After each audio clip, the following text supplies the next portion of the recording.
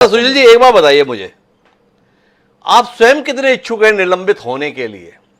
भाई, संसद के अंतर्गत दोनों सदनों के संदर्भ में एक रूल बुक है जिसमें यह बताया गया है कि ऐसा करने पर निलंबन की कार्रवाई होगी। जैसे हम सड़क पे गाड़ी चलाते हो तो साफ पता है कि भाई ऐसे चलाएंगे तो चालान हो जाएगा। आपसे जानना ये चाहता हूं कि क्या आप मानते हैं कि जो विपक्ष के सांसद हैं वो ऐसा कोई आचरण नहीं कर रहे जिसके तहत निलंबन की कार्रवाई होनी चाहिए? जबरदस्ती निलंबन किया जा रहा है या उन नियमों का उल्लंघन हो रहा है जिसके तहत निलंबन का अधिकार आसंदी को मिल रहा है? थोड़ा इसमें दृष्टि दीजिए सुशील जी।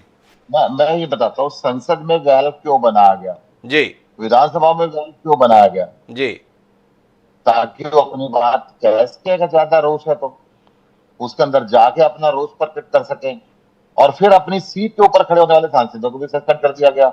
संसद के अंदर ये भी कानून है कि कोई व्यक्ति जो मर्जी बोले वो अवमानना के दायरे के अंदर नहीं आता। जी अब संसद में सभापति महोदय कितनी बार, यही जो हमारे सभापति हैं लोकसभा के और ये हमारे सभापति हैं राज्यसभा के, कितनी बार इन चीजों को इग्नोर करते आए। मैं देखा हूं, इनसे पहले वेंकट नायडू जी होते थे, वो पूरा इग्नोर करते थे। राज्यसभा के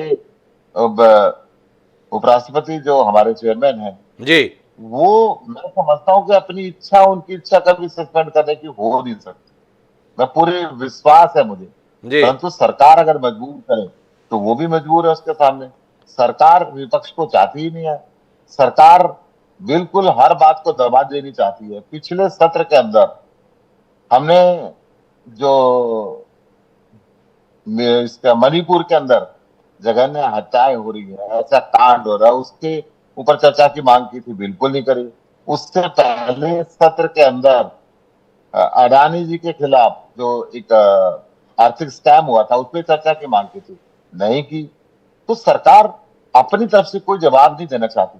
मणिपुर तो सारा देश, सारी दुनिया देख रही है कि कितनी जघन्य हत्याएं वहां पे हो रही है। पूरा का पूरा महिलाओं के साथ निर्वस्त्र उनको घुमाया गया, फिर भी सरकार ने उसको चर्चा करनी उचित नहीं समझी। तो ऐसी स्थिति के अंदर सांसद क्या करेंगे? सांसद तो अपने विपक्ष का दायित्व तो निभाते हैं कि भाई नहीं, हम जनता की आवाज को उठा रहे हैं और उस आवाज को सरकार को सुनना चाहिए।